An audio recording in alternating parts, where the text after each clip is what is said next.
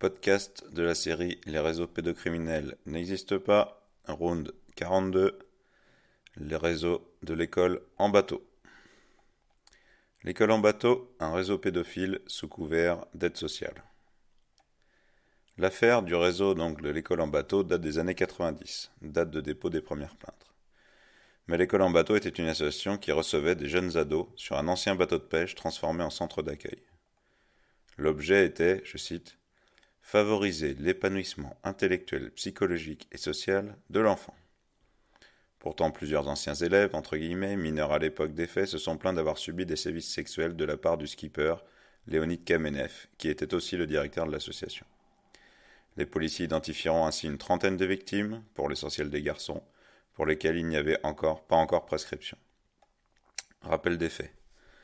1969, début de l'école en bateau, Kamenev embarque quelques jeunes. 1980, début officiel de l'école en bateau. 1982, Kamenev aura été inquiété par la justice dans l'affaire du Coral. Je vous renvoie à un autre podcast sur cette affaire particulièrement. Un lieu de vie dont on a dit qu'il abritait des partous pédophiles et où le Gotha du Parti Socialiste et des intellectuels de gauche se seraient souvent rendus le week-end. 340 personnalités en tout avaient été impliquées dans cette affaire avant d'être toutes blanchies par l'un des accusateurs qui lui a été en prison. 1994, première plainte par un jeune alors que le bateau est en escale en Martinique. Kamenev est alors brièvement arrêté en décembre. Février 1995, le dossier est annulé en raison d'un vice de procédure. Kamenev est relâché. À partir de là, il reste dans les eaux internationales pour ne pas être arrêté à nouveau. Il ne fait escale que dans des pays où aucun accord judiciaire n'existe avec la France au niveau de l'extradition. À ce moment, 500 jeunes ont déjà navigué avec l'école en bateau. 1999-2001, nouvelle vague de plaintes à travers la France. D'après le journal du dimanche du 9 mai 2008, je cite, « Le dossier est successivement instruit à Bordeaux, Lille, puis Fort-de-France en 2001. Et rien ne se passe. » Fin de citation. Une dizaine d'éducateurs sont mis en cause par les victimes. 2006, l'enquête redémarre à Paris après s'être enlisée à Fort-de-France. Mai 2007, un mandat d'arrêt international contre Kamenev et contre Bernard Poggi, le second du bateau, est édité. 31 janvier 2008, Kamenev est arrêté à Caracas au Venezuela et mis en examen pour viol et agression sexuelle sur mineurs de moins de 15 ans. Kamenev est enfin extradé du Venezuela où il a squatté dans les eaux internationales avant d'être arrêté à Caracas. 2008, 12 victimes sur 27 victimes non prescrites se constituent partie civile. La juge Nathalie Dutartre, qui instruit le dossier, dira au Poste que, je cite, « Il ne faut pas faire de surinformation car les choses sont assez compliquées. Cela risquerait d'indisposer les autorités. » Fin de citation. Septembre 2009, Kamenev est libéré sous contrôle judiciaire. On nous dit qu'il est vieux et que à cet âge, on peut bien le libérer. En effet, il a 75 ans en 2012. Et effectivement, il a réussi à échapper à la justice depuis au moins 30 ans. 2011, 11 plaignants attaquent l'État qui a manifesté toute la mauvaise volonté possible pour enquêter et faire condamner Kamenev et les pédophiles de l'école en bateau. Pourtant, à ce moment, on dénombrait déjà une centaine de victimes, rien que pour Kamenev. Mai 2011, Kamenev et 4 autres personnes sont renvoyées devant les assises. Février 2012, l'État est condamné à verser 245 000 € pour avoir mis autant d'années à enquêter et à condamner Kamenev dont le procès n'est toujours pas annoncé. Une victime de ces pédophiles expliquait aux Parisiens du 9 décembre 2010, je cite, « Que se passait-il à bord du Carec Ven, donc le nom du bateau ? En fait, ça a commencé bien avant d'embarquer. Avant de prendre la mer, on devait participer à un stage sur une péniche amarrée sur la Seine à Paris pour savoir si nous étions aptes à la vie en communauté. Là, c'était séance de sauna collective pour découvrir nos corps. En mer, certains responsables se livraient à des attouchements et à des viols. On nous encourageait à avoir des rapports sexuels avec des adultes ou entre nous. Celui qui refusait était mis à l'écart. C'était un piège infernal. Comment fonctionnait ce piège ? Tout était fait pour avoir le sentiment d'appartenir à une communauté privilégiée. Mais il y avait un revers. Léonid Kamenev était un manipulateur brillant. Il a utilisé cette idéologie de la libération de l'enfant pour assouvir ses déviances. La justice dispose de mon livre de bord où je racontais tout ce que nous subissions. Je collais les pages pour que personne ne vienne les lire. Fin de citation. Dans le même journal du 18 mai 2008, on nous dit que, je cite, « Plusieurs jeunes équipiers ont raconté aux enquêteurs l'ambiance sournoise à bord, où la règle était la nudité imposée, sans oublier les relations sexuelles forcées entre les jeunes eux-mêmes et les adultes à bord de l'ancien tonnier. » Fin de citation. Un bateau restauré à grands frais par une association bretonne en 2005. Un véritable fascisme pédophile, se souvient Ronald Lazon, témoin de scènes outrageantes et ancien équipier à bord de ce bateau. Ronald Lazon a été embarqué sur le Caravelle en 1980 quand il avait 13 ans. Quelque peu désintéressé par l'école, il a été envoyé là par ses parents qui avaient navigué avec Kamenev auparavant. L'homme explique au quotidien que, je cite, il régnait clairement à bord une ambiance hautement pédophile, car c'était même du fascisme, car la liberté de Leonid Kamenev n'était que la sienne. Les enfants n'avaient pas d'autre choix que de subir ses assauts, c'était une pression constante. Il avait instauré à bord une règle prenant une liberté sexuelle totale entre adultes et enfants. Il se refusait à faire toute différence. Mais à l'époque, cette nudité commune ne choquait personne. Le dénoncer n'était même pas concevable, car il était une sorte de gourou de la sexualité libre, cher à quelques 68 arts. On ne peut que trop facilement imaginer ce qui s'est passé pendant 30 ans à bord du voilier avec des enfants. Pour être bien vus, les enfants devaient céder aux avances de Kamenev et se balader nus comme il l'imposait. Fin de citation. D'ailleurs, en lisant la doctrine de l'école en bateau et le récit fait par ses adeptes, on comprend qu'un certain nombre d'enfants ont été renvoyés FISA pour inadaptation à la vie à bord, comme ils disent. On imagine à quoi était due cette inadaptation. En 92, Ronald Lazon revoit Kamenev une fois, je cite, « Il m'avait raconté qu'il voulait transformer le bateau et supprimer toutes les cabines pour ne faire qu'un seul grand lit à bord où tous dormirent ensemble. J'ai compris qu'il n'avait pas changé. » Fin de citation.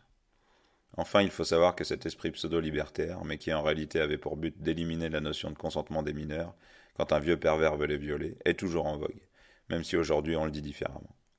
Si en 1985, il pouvait se trouver une journaliste, entre guillemets, Catherine Baker, pour défendre le bien fondé des abus sexuels au choral et ailleurs, plus personne n'oserait dire aujourd'hui que, je cite, « Je ne mets pas en doute, moi, que Claude Sigala et ses amis aient voulu réellement éviter à des enfants psychotiques l'horreur sans nom des institutions auxquelles on les condamnait. » Fin de citation.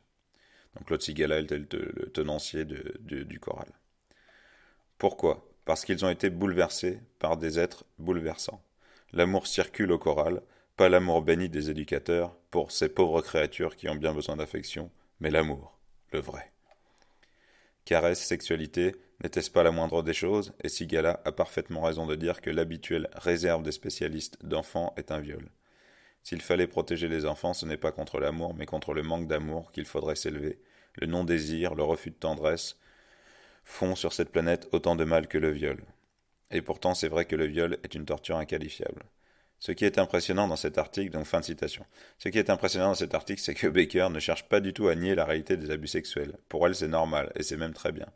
Non, Baker résume l'affaire Coral à une divergence de point de vue entre ceux qui disent, je cite d'un côté, « Nous aimons les enfants, donc nous les respectons », comprendre les pédophiles, et ceux qui disent, ou plutôt à qui Baker fait dire, « Vous aimez les enfants, donc vous ne les respectez pas », fin de citation. Effectivement, c'est quand même intéressant. Donc c'est cette histoire de point de vue qui finalement ne donne lieu... les seuls points de vue qui ont droit de citer ce sont les points de vue des adultes. Il suffira de demander aux enfants s'ils aiment ou s'ils n'aiment pas. Et évidemment, aucun enfant n'aime se faire violer. Donc ce serait quand même intéressant à un moment donné de remettre en avant la parole de l'enfant. Continuons. Or, aucun défenseur des enfants n'ira dire qu'un pédophile aime les enfants. Un pédophile est un égocentrique, narcissique qui se moque complètement du gamin dont il veut abuser. Baker avoue aussi sa reconnaissance pour Léo Kamenev tout en faisant l'apologie d'un amour des plus ambigus sur ses bateaux. Elle écrit ainsi, je cite, « Je ne suis pas étonné de ce qu'on a appelé les écoles parallèles et donné prise à toutes sortes d'agitations journalistico-policières dans les têtes. Je suis au moins reconnaissante à Leonid Kamenev de l'école en bateau d'avoir ôté de la bouche des infâmes commères leurs petits secrets croustillants et misérables. Il veut, sur ces esquifs antiscolaires qu'il a lancés, de la tendresse, du désir, de l'amour, aussi bien avec les adultes qui sont embarqués dans cette aventure qu'avec les enfants. Tant que ces rapports ne seront pas possibles, nous demeurerons un mélange de colonies de vacances libérales, d'écoles nouvelles et de saints chantiers de jeunesse. » Fin de citation. Il écrit que les enfants ont eu raison de ces pudeurs, qu'ils l'ont débordé et fait bander sans honte. Bien sûr, bien sûr. C'est la faute des enfants. Il raconte comment il a dû lui-même apprendre à vivre une sexualité moins enfermée, moins enfermante, que cela n'a pas toujours été vrai, et qu'il a par exemple refusé l'offrande d'un enfant par un stupide embarras, incapable même d'un sourire amical, et qu'il le regrette parce que son air idiot a dû blesser l'enfant. Alors là vraiment, on se fout de la gueule du monde, hein. C'est incroyable. Le mec est un manipulateur qui a tout fait, mais il va se faire passer pour un timide, que c'est l'enfant qui voulait avoir une relation avec lui et qui n'a pas osé. Non mais attends. Le mec, comme dit Coluche, les cons, mais là c'est pas des cons, ça ose tout. Un autre qui torture des scarabées, arrache aux crabes leurs pinces, il dit trop tard, je cite, on aurait dû faire l'amour ensemble, mais il y a tes interdits, il y a ma retenue, il y a la loi. Fin de citation. Oui, oui, bien sûr. Les interdits, la retenue, la loi, tout ça, on a vu pendant 30 ans.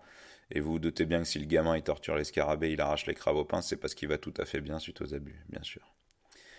On va s'arrêter là sur ce sujet, sur ce document, sur ce réseau.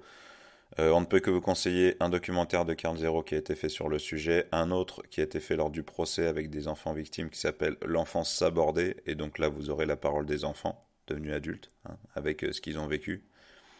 Également une autre vidéo, donc vous verrez les liens sur l'article. Et puis on ne peut que rajouter également les liens de l'école en bateau, qui était en lien avec une autre association qui faisait exactement la même chose sur le même modèle, côté anglais, de l'autre côté de la Manche, qui s'appelait le Azimut Trust, et notamment les liens avec un autre réseau qui s'appelait le réseau Righton, du nom du plus grand spécialiste à l'époque de protection de l'enfance, qui œuvrait auprès du ministère et qui avait des liens avec cette association Azimut Trust. On peut également, donc je vous renvoie à un podcast sur le réseau Righton, qui traite de cette association également. Il y a des liens également avec ce qu'on appelait les Yachtsmen, c'est-à-dire des associations ou des fraternités d'anglais riches qui faisaient de la voile, entre l'Irlande, le Pays de Galles, les côtes sud de l'Angleterre, la Cornouaille, et puis la France, la Bretagne, et qui allait par exemple à Jersey, et où on sait tout ce qui s'est passé dans les orphelinats de Jersey à l'époque, et où il y avait des témoignages effectivement de bateaux avec des gens qui accostaient, avec des enfants, et puis qui venaient faire donc des viols sur les enfants dans l'orphelinat de Jersey. Je vous renvoie à ça avec un podcast qui est consacré spécialement à cette affaire sur les orphelinats de Jersey. Donc voilà, à la prochaine.